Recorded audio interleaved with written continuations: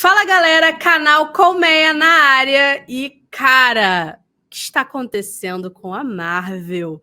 Hoje eu tô aqui com o Luiz Fernando para a gente poder comentar várias coisas que saíram hoje aí no Variety sobre a Marvel, o que eles estão planejando para futuro. A internet veio abaixo e assim, tenso, tá?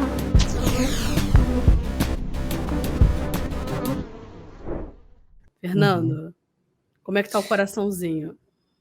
Cara, eu acho que a Marvel deve estar passando pelo mesmo fenômeno que aconteceu com a Warner e a DC depois do fracasso, né, comercialmente falando, de Batman vs Superman, que meio que fez eles mudarem tudo, e eu espero que não siga o mesmo caminho, porque não empolgou esse Kang, né, a ideia do inimigo Kang, eu acho, não empolgou tanto o pessoal, né? Eu acho que esse é o primeiro fator. Essa questão de criar uma trocentas séries no Disney Plus com vários personagens que talvez não agregue tanto neste momento ao cânone que a gente estava acostumado, cansou um pouco a galera, sabe?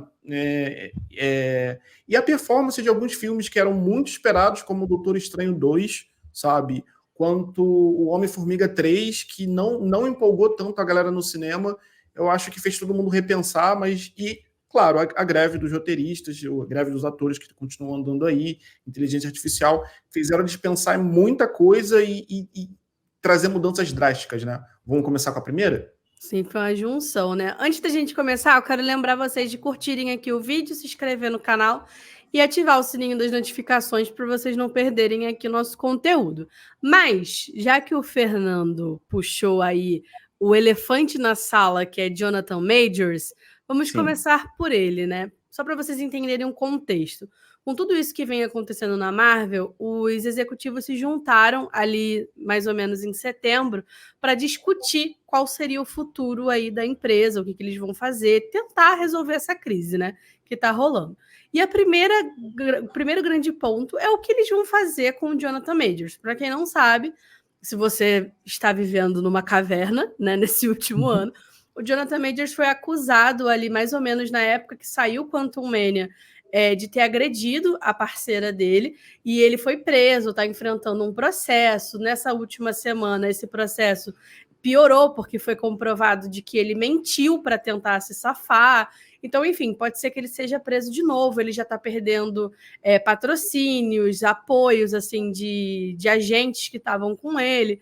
Então, a gente não sabe que fim vai levar Jonathan Majors. Então, o que saiu na Variety, e aí é bom a gente falar aqui, a Variety é uma fonte segura, é um dos grandes portais aí de notícias lá nos Estados Unidos, e eles apuraram isso tudo. Então, assim, não é uma fonte assim que, meu Deus, tratem como rumor. Não, isso aqui é mais... Não é um TMZ da vida, pode falar. Não é um TMZ. Isso. Vamos dar nomes aos bois. É isso. Então, o que rola, tá? Uma das primeiras coisas que foi dita nesse texto aqui, que a gente vai resumir para vocês, é que eles estão estudando a possibilidade de mudar o Kang, né, para o Doutor Destino. E aí, qual que seria a fita, né? A gente tem o Kang aí que está sendo construído para ser o grande vilão aí das Guerras Secretas. Nos quadrinhos, o vilão desse período é o Doutor Destino. Então, assim, eles estavam já, na verdade, fazendo uma adaptação para trazer o Kang, já era uma adaptação diferente dos quadrinhos, né? Então, talvez eles aproveitariam para fazer com o vilão certo e aí segue, né? E aí a gente já teve o Kang como protagonista, né, do Homem-Formiga, agora com a segunda temporada de Loki, ele seria aí, como eu falei, o vilão do filme dos Vingadores em 2026. Então, assim, a gente não sabe o que vai acontecer. E aí é interessante porque um insider falou que a Marvel ela tá meio ferrada com tudo que eles fizeram com o Kang agora. Ele já teve acesso aí a todos os episódios da temporada e, ao que parece, a gente deve ter aí uma season finale que coloca o Kang ainda mais à frente do que ele já estava. Então, assim, não deu tempo dessa série ser reescrita pelos roteiristas. E aí agora, Fernando, a gente talvez tenha um Kang mais próximo no final e vai mudar? E aí? Mano, é o que acontece quando a gente faz um planejamento e coisas externas fazem a gente ter que refazer tudo e a gente descobre que talvez o plano inicial não tenha funcionado bem. O que me deixa um pouco estranho com essa história toda do Jonathan é o seguinte: se ele cometeu um crime contra a esposa, a companheira dele, porque isso está em julgamento, tá, gente? Eu não estou fazendo juízo de valores aqui, não foi decretado o final, realmente. Pô, enquanto está julgando, né? É inocente. Tá julgando, né? Exatamente, culpado até como é que é inocente até que se prove o contrário. É isso. E a Disney passou recentemente por algo muito similar, que tudo indicava que o Johnny Depp tinha de fato feito, e aí teve aquele julgamento que até hoje dá muita margem para segundas interpretações, mas no final o júri decidiu que ele era inocente. E aí, basicamente, eles afundaram uma franquia que era Piratas do Caribe, por mais que fosse um pouco mal das pernas nos últimos filmes, ainda dava um grande retorno financeiro. Sim. Teve a questão do próprio James Gunn, né, que se envolveu em polêmicas, e, né, foi tirado, e depois tiveram que trazer ele de novo para fazer um filme sensacional, mas tipo, né, teve aquele todo desconforto, ele acabou indo para concorrente, e agora a Disney está passando pelo mesmo dilema, tira ou não tira o Majors, e na minha opinião, cara, isso é problemático. Porque você já vendeu a ideia do Kang, você já fez o planejamento, tu já deu errado, né? Já deu errado, já colocou independente, né, do que eles decidam, acho que já deu errado. Inclusive, uma das soluções que eles levantaram seria de mudar o ator, igual eles fizeram com o ator do Máquina, né? Mas também a gente fica assim, cara, mas e aí, né? Tipo, porque a gente já teve aquela cena aqui, spoilers aí da cena pós-crédito de Quantum Mania, pra quem não viu. A gente tem uma cena do Conselho dos Kangs e todos têm a cara do Jonathan Majors, né? Então, assim, como que eles justificariam, né? E aí, a gente tem uma boa teoria. Loki, né? Isso. Tem a série do Loki, que ele aparece diversas vezes, entendeu? Então, talvez, se eles escutassem a nossa live, que a gente falou, inclusive, em umas teorias que a gente criou aqui, se colocasse a Ravonna como, tipo, né, sendo uma variante do Kang e ela fosse toda grande, ele já tem basicamente a resposta dentro do próprio universo. Esse lance de trocar o ator ou trocar o vilão, a essa altura do campeonato, acho esquisito também. É a receita do fracasso. Aí eu volto lá para DC de novo e falo, cara, se eles tivessem deixado o Zack Snyder concluir o universo deles, talvez a DC não tivesse passado por tantos problemas quanto ela passou. E aí fez aquela mudança drástica, chamou outro diretor, enfim, aí a mudança foi tão violenta que mudaram até o vilão do Esquadrão Suicida, que seria o próprio Lobo da Steppe, tiraram ele, cara, fizeram uma zona. E eu sinto que a Disney está indo pelo mesmo caminho por coisas que ainda não foram decididas, sabe? E, enfim, é isso.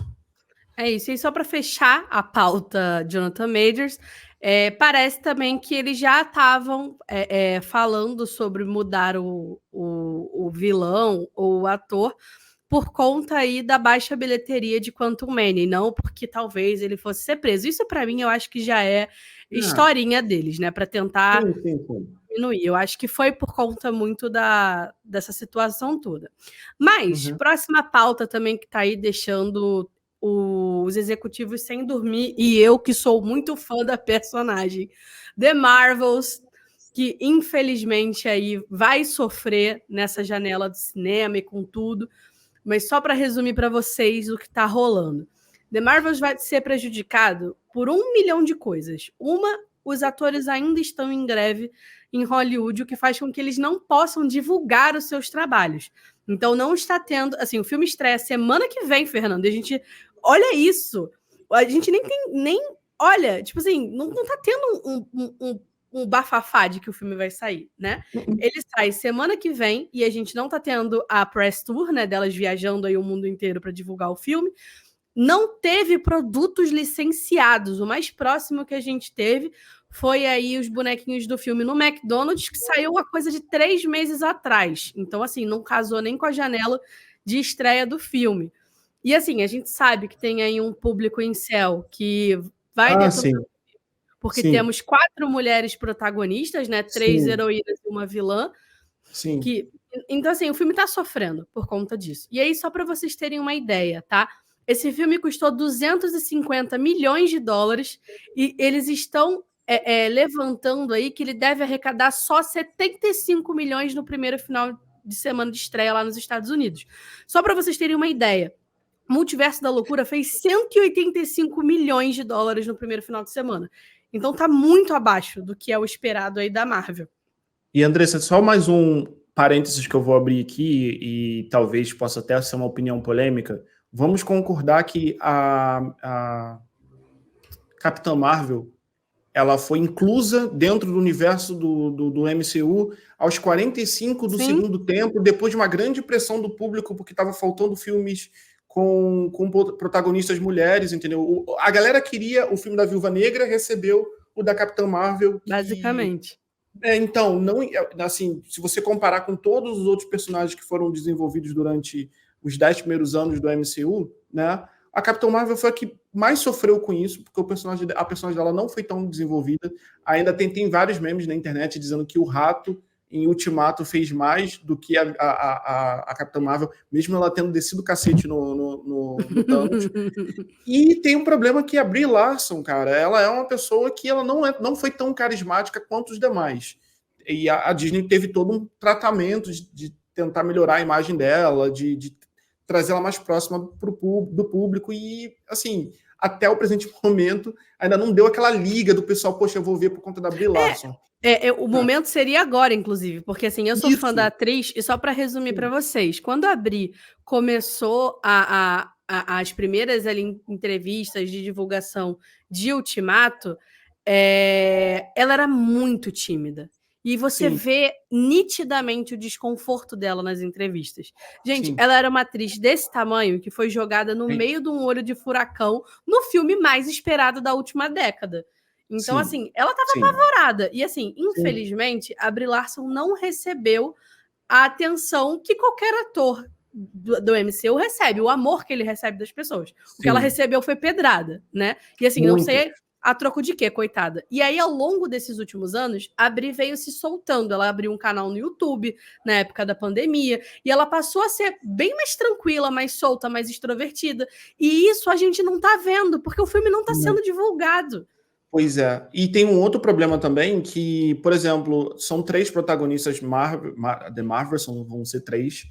Uma veio de uma série WandaVision, que, cara, não tenho o que falar sobre essa série. Então, assim, o desenvolvimento dela acho que foi até mais trabalhado do que a própria Capitã Marvel. Mas a Miss Marvel, ela veio de uma série que não emplacou muito com o público.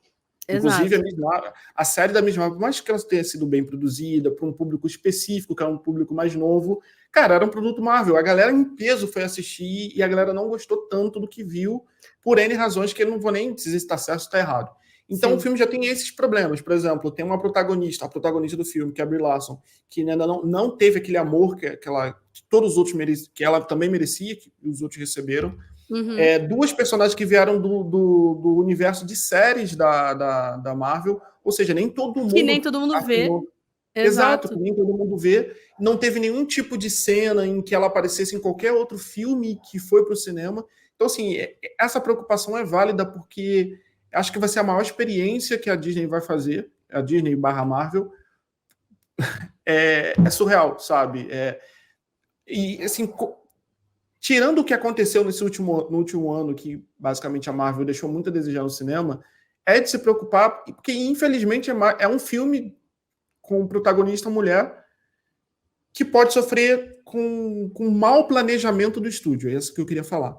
Não, em nenhum momento pensem que eu estou colocando a culpa em cima das atrizes ou zero. Elas têm zero culpa do que está acontecendo, tá? Acho que é planejamento do estúdio, sabe? Porque se eles tivessem dado o filme da Viúva Negra na época certa, tivesse planejado a entrada da Capitã Marvel, tivesse dado mais importância para ela dentro do Ultimato, meu Deus, eu acho que estaria todo mundo louco para assistir. E é isso. Total. E aí, coisas que preocupam, tá? Nessa história de The Marvels. Nessa matéria da Variety, eles falam que o filme sofreu 4 semanas de refilmagem para melhorar um roteiro que estava sendo dito ali como incoerente e complicado para o público. Então, gente, pensa, o filme estava pronto e eles passaram 1 mês... Cara, às vezes você faz um filme inteiro em 1 mês. Tipo, olha como é bizarro isso daqui, tá? 4 semanas para você poder refilmar o filme. E aí, além disso, tá? Uma outra coisa que deixou a galera meio assustada nessa matéria é que a Nia da Costa, a diretora, se mudou para Londres para trabalhar em outro filme durante a pós-produção de The Marvels. E aí, abre aspas aqui, tá? Isso aqui foi falado por uma fonte envolvida na produção do filme. Se você está dirigindo um filme de 250 milhões de dólares, é meio estranho o diretor sair faltando alguns meses. Então, assim, sabe o que isso me parece? Mais uma vez, um diretor de alto calibre, que a Nia da Costa é uma diretora de alto calibre, sendo limitada a dar a sua visão num filme e falando, galera, eu tô indo ali gravar, entendeu? Começar a produzir meu filme novo. E um beijo para vocês. Eu, sinceramente, eu acho que a Disney tentou não passar aquela ideia de que o diretor saiu por diferenças criativas e abafou bem o assunto, porque para não prejudicar ainda mais o filme. E eu acho isso muito triste. Acho triste porque, cara, a gente vai ter uma mulher negra protagonista, a gente vai ter uma adolescente. Cara, é um filme que teria uma representação feminina, assim, para várias idades, com várias camadas, de várias origens. Porra, esse é um filme de representatividade global, quase, sabe? É muito triste que o estúdio não conseguiu dar a importância que esse filme tem. Que ele tem, sabe? E fora que a Capitã Marvel nos quadrinhos, ela também é uma das mais poderosas que tem. Sim. Então... E não só isso, né? Assim, independente, tá, gente, de todos esses problemas, nada impede do filme ser bom, tá? Tipo assim, esses vários problemas pode chegar semana que vem e a gente adorar o filme. Isso pode acontecer. O que a gente está discutindo aqui é que ele não vai ter o apelo do público que outros filmes da Marvel há 5 anos atrás teriam, por exemplo. Inclusive o próprio primeiro filme da Capitã Marvel, que foi um sucesso de bilheteria, mais aí de 1 bilhão de dólares, né, em bilheteria. Então, assim... E aí, para fechar também essa pauta, lembrando que The Marvel já foi adiado 2 vezes e a Disney, ela não costuma fazer isso, tá? Essas cabines de teste para ver a recepção do público. Normalmente, eles exibem para outras pessoas de dentro da empresa, familiares dessas pessoas, enfim. E eles resolveram submeter esse vídeo numa audiência no Texas e o filme recebeu críticas medianas. Então, assim, tudo bem que eles escolheram um estado ruim para mostrar Capitã Marvel, né? Complicado. Deixa quieto. Assim, eu desejo de verdade que esse filme seja bom, porque a personagem é muito incrível. Reiterando aí o que o Fernando falou, é um filme repleto de representatividade que está saindo numa janela ruim, com pouca divulgação por conta da greve e que está sofrendo aí dessa sucessão de coisas que estão fazendo ele vai ser um fracasso de bilheteria, gente. Isso não tem para onde fugir, assim, infelizmente. Mas, seguindo. Além disso, levantaram aí a tal polêmica dos efeitos visuais. E, isso já é uma pauta que a gente vem falando há um tempo, que a Marvel, com essa coisa de fazer 1 milhão de produções, estava começando a pecar na qualidade. Inclusive, aí um especialista de Wall Street falou que, nossa, quando você faz coisa demais, você começa a entregar qualidade de menos. E é o que está acontecendo com a Marvel, né, Fernanda?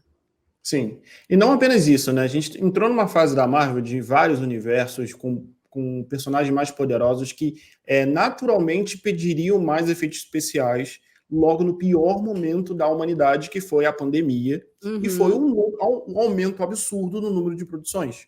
E a gente acabou vendo esse decaimento no filme do próprio Doutor Estranho, que isso me pegou de surpresa, porque o primeiro filme do Doutor Estranho me impressionou pela qualidade dos efeitos especiais. Aquele momento que eles abriam os portais, dobravam a cidade, eu ficava maluco no cinema. E, cara, aquele terceiro... Eu não consigo esquecer daquele terceiro olho na cabeça dele. Não consigo. Aquilo me assombra até hoje, sabe? Não consigo esquecer. O pessoal fala tanto do bigode do Henry Cavill, mas aquilo para mim foi muito, muito pior. Mas, enfim. E, assim, agora que a Disney deu pisou no freio um pouco nas séries e tudo mais, eu espero que eles resolvam isso. Só que a gente ainda vai ver coisas que estavam sendo produzidas naquele momento em que as coisas não estavam muito bem, sabe? Então... aceitar que a gente não vai ver a qualidade que a gente viu nos primeiros 10 anos, esperar que daqui a um tempo a gente veja uma melhoria, mas é isso, sabe? E aí, só para o negócio aqui como é louco, foi revelado que a gente teve aí CGI de Quantum Mania sendo finalizado 10 dias antes da estreia do filme. E aí foi... E ficou na cara, né? É tipo aquele trabalho que você entrega, tipo, você vira pra sua mãe às 10 horas da noite de um domingo e fala, mãe, então, tinha um trabalho para entregar amanhã, preciso comprar cartolina. Foi tipo isso, né? E aí, assim, as grandes jornadas de trabalho da galera de efeitos visuais, o baixo salário que era pago para eles, esses prazos impossíveis, acabou fazendo com que o pessoal quisesse se sindicalizar, né? Então, assim, porque o negócio meio que estava saindo ali de controle. E o que mais me chama a atenção nisso é que uma das pessoas aí envolvida na produção de She-Hulk, e que não é revelado aí quem é, até para proteger a fonte, né? Soltou a seguinte frase, tá? Os chamados efeitos visuais ruins que vemos foram por causa dos roteiros incompletos. E aí ele fala assim, a culpada disso não é a Vitória. E a Vitória é tipo a chefe de efeitos visuais de She-Hulk. E a pessoa fala, o culpado é o Kevin. E pessoas acima do Kevin. Essas questões devem ser abordadas na pré-produção. O cronograma não permite que os executivos da Marvel analisem o material. Ou seja, tá dentro do texto da Variety, ele vai explicando isso aqui que eu li para vocês, que nada mais, nada menos o que aconteceu foi o seguinte: existia um planejamento de que a gente ia ver a história aí da She-Hulk, dela sendo advogada tal, e só no final é que a gente veria ela como She-Hulk, que seria quando ela se transformasse.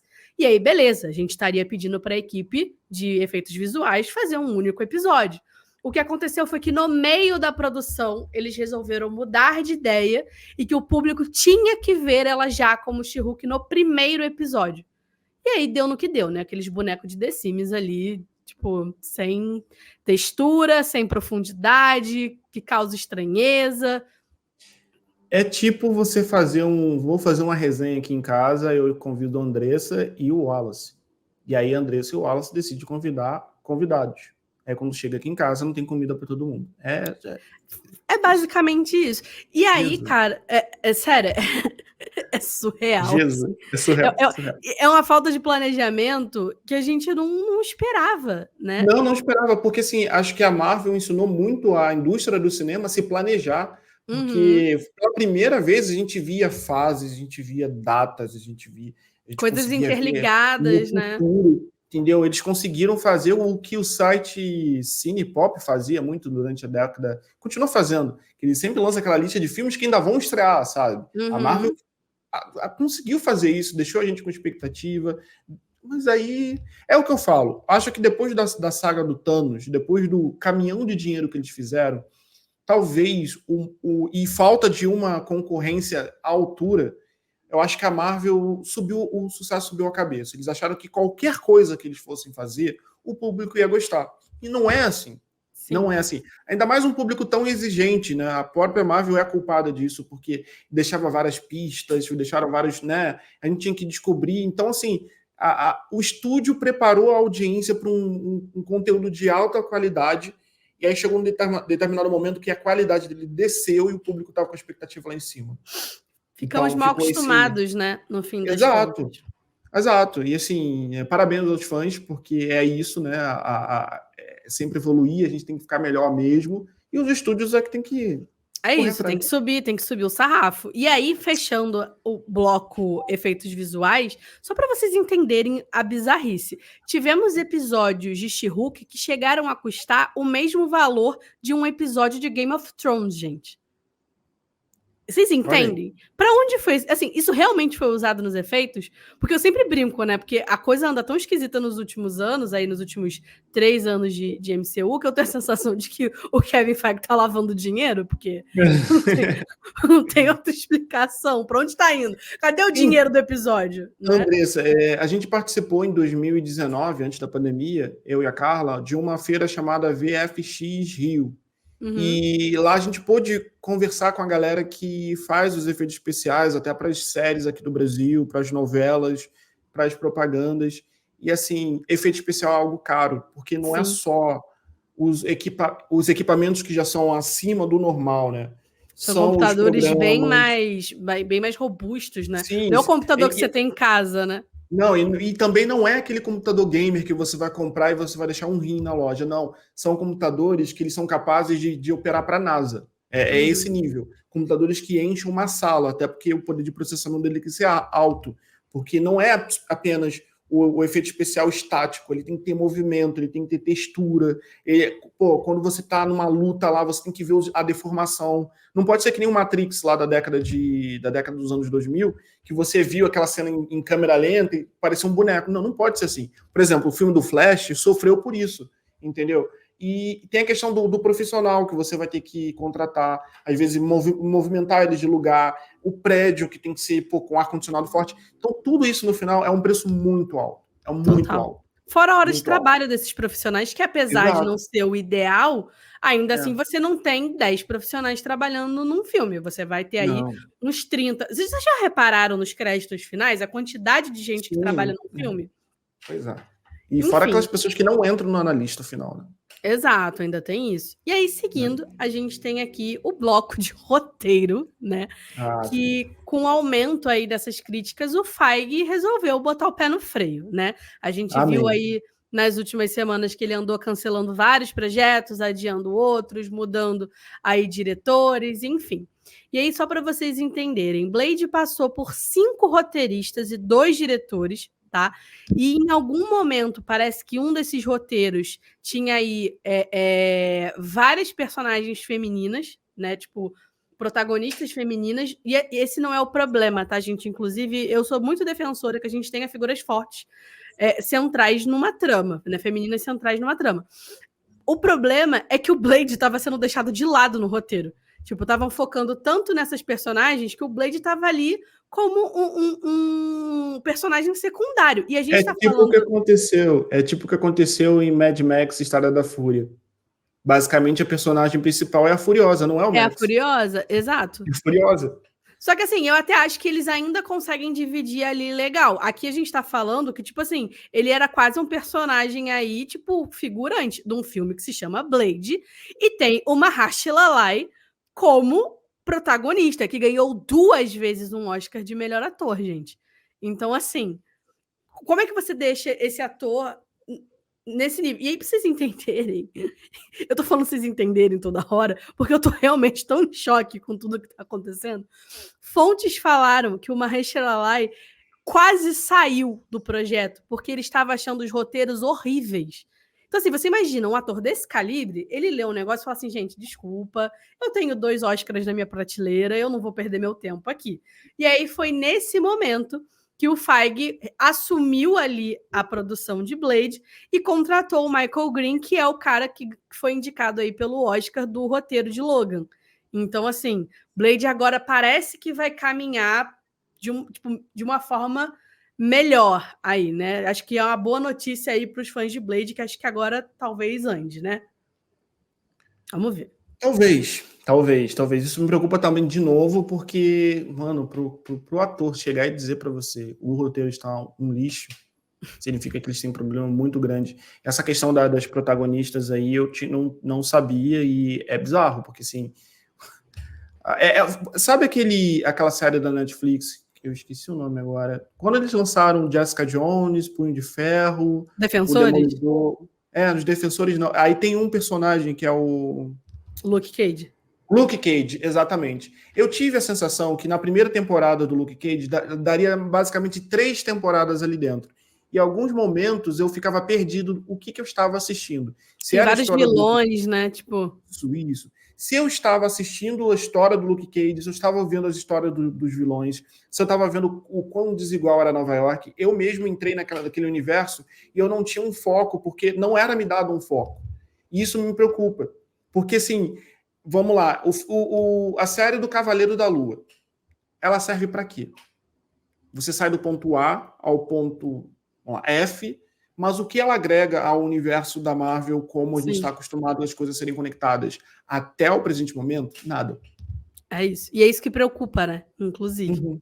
E aí, Sim. já que a gente está falando do que agrega, de o que é o futuro, para a gente ir fechando, parece que eles estão pensando em trazer os Vingadores originais de volta. Oh, Isso Deus. significaria reviver o Homem de Ferro e a Viúva Negra. E, assim, gente, esse é o nível de desespero do MCU nesse momento.